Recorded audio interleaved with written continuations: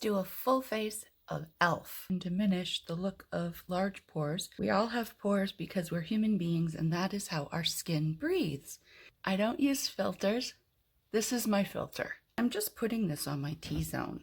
Power Grip Primer, Viral. I'm going to pat it, and then I'm going to let that kind of dry down before I do my next step. Anything I put on after is going to adhere to my face better and have better staying power. Another Viral. And this is supposed to give me the glow that I've lost in my aging process. This can also be used as a primer. So now I have 3 layers of primer, so I should be good to go. This is the e.l.f. color corrector palette. Yellow on purple. I have a little vein there. And then I'm taking green onto my adult acne. I'm 57. Why? Why can't it stop? I'm also going to brighten up under the eyes by using this peach color. Wet this and then I wrung it out really well. Beauty sponge. I'm just going to pat out the corrector. You can see it like instantly brightens under my eyes. And speaking of acne, acne fighting foundation. I don't see a lot of people using this. That foundation brush. I'm going to dip it in, spread it around a little bit at a time because I want the thinnest layer. I'm not going for a massive amount of coverage here. I really just want to even things out and create a nice even canvas for everything else that I'm about to put on my face. And now that I've worked that in with a brush, I'm going to take my beauty blender and I'm just going to blur everything out. And I have to say, maybe it's all the primers I have because this foundation is sticking and I am not seeing it break apart and it looks quite good. I am not going to put a lot on. We're tapping and we're tapping and we're going to be very patient with this because with mature skin, you don't want to be dragging things around. Tapping is blending and blurring. Beauty blender again. The cream contour palette, light brown color. The top of my ear here.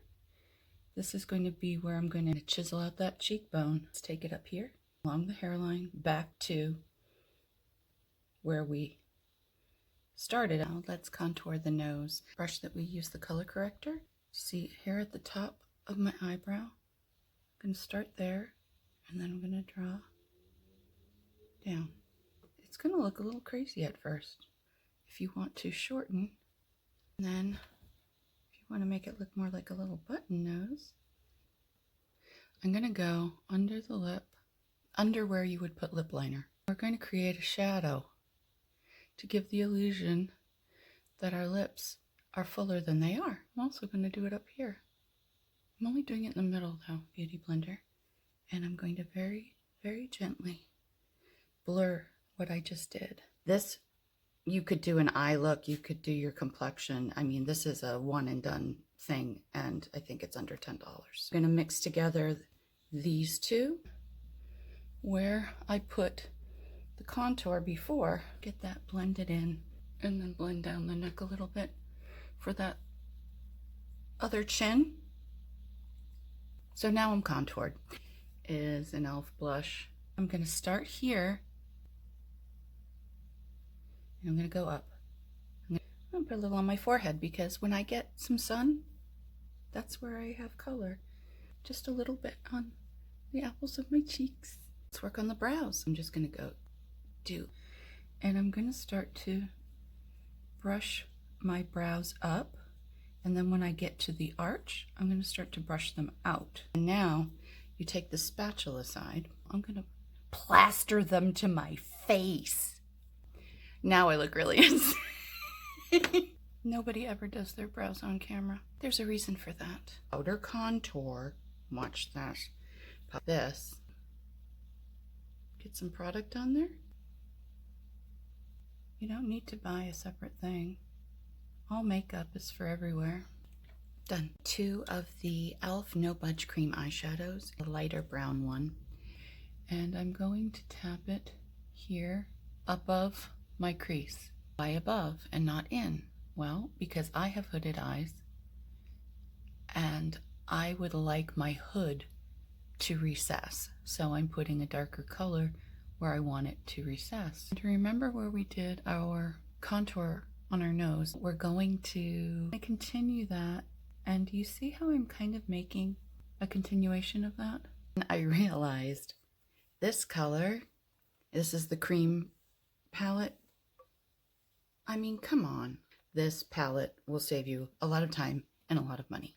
I extended that from here up, over, way over the crease, and out. Darker chocolate color. Put it here.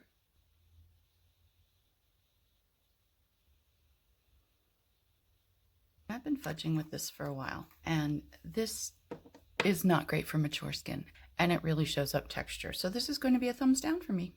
Velvet Touch eyeshadow.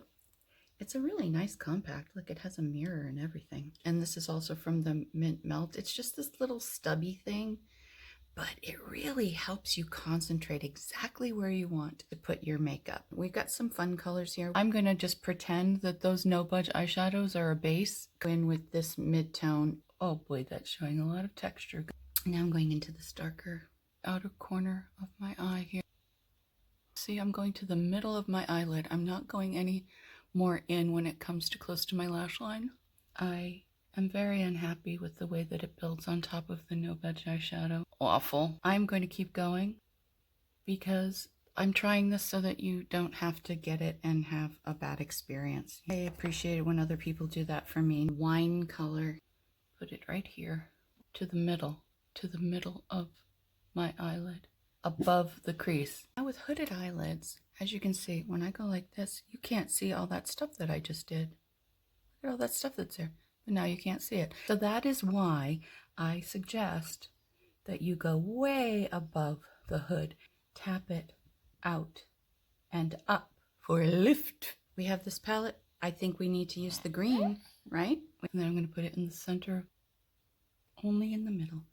I'm going to take my fluffy brush and I'm just going to blend it in. Right now I have a little bit left on my fingers. Bring it on the inside a little. This one.